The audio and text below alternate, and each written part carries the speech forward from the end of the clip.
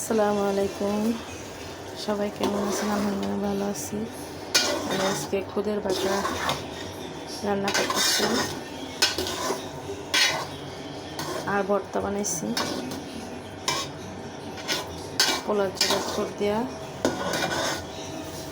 খুদের বাটা।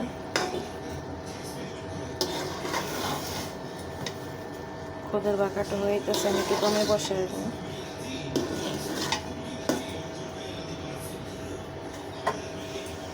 এই জায়গায় আমি 2 পদের ভর্তা বানিয়ে নিছি, চাপা শুটকি, কালিজিরা ভর্তা, আরও করবো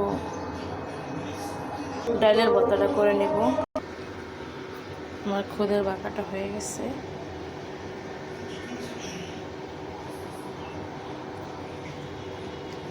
খুব সুন্দর ঝরঝরা হয়েছে।